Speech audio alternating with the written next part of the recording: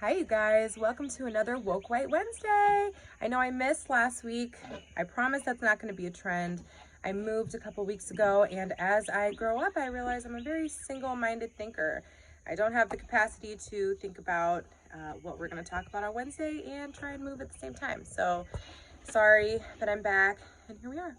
I had a whole episode recorded and planned for today, but instead, I had a little inspiration this morning, some thoughts, and decided to take this in a different direction. Breonna Taylor was murdered March 13th. George Floyd was murdered on May 25th. It is now August 5th. We have had 5 weeks of Woke White Wednesdays now to learn about racial inequality, biases, things that we can do, steps we can take to correct some of the problems in this world. I want to know what y'all have been doing in the past couple months. I know for me, starting about probably May 28th, the day I was finally able to bring myself to watch the George Floyd video, it pretty much changed our lives. We went from virtually never having a conversation about race, what it meant to be Black, why we have so many white people in our family, to talking about race, what it means to be Black, and why we have so many white people in our family almost every day.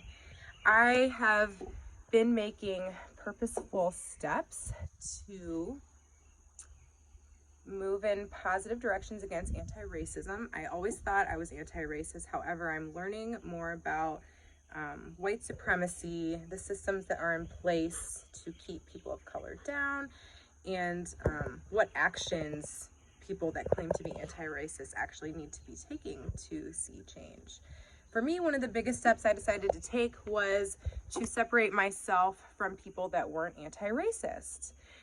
This has been really hard because I've been working to educate the people I love on these topics so that they can remain in my life as we move forward, because people that don't assume the anti-racist role do not have a place in my world.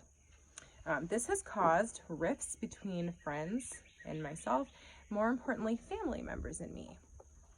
A couple weeks ago, I texted my sister, who has been pretty quiet about everything going on. I asked her why she hadn't responded to any of my videos, why she hadn't made any posts, if she wanted a copy of the book White Fragility, and to see if she had any questions. Her response was that she did not know that my posts or videos or messages that were sent individually warranted a response, and that she was busy. White people, I love you guys. I need you to understand that it is a privilege to be busy. That is a privilege that I do not have. I do not have the privilege to be too busy to educate my children about racism. I don't have the privilege to be busy enough to not read books. I can't be busy enough to not do Woke White Wednesdays. I can't be busy enough to remain silent or not speak out about racism.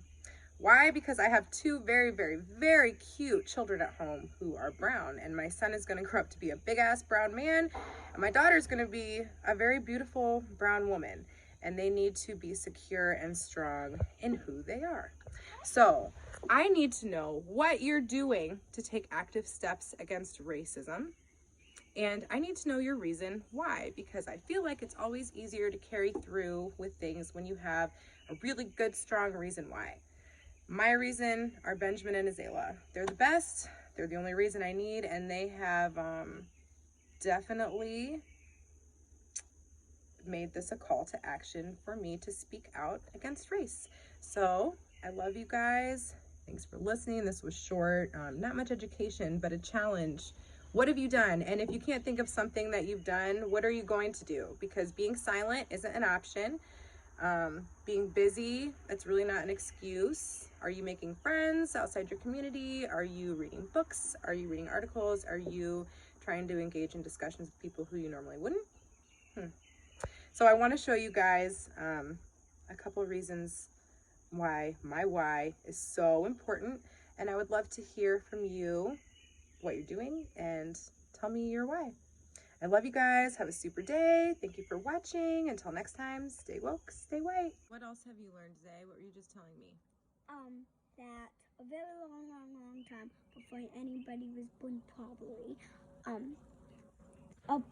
black people had to be on a different school. No white people could be in, and white people had to go on the school where no black people can go. That's called segregation, and it's really wrong, isn't it? Yeah.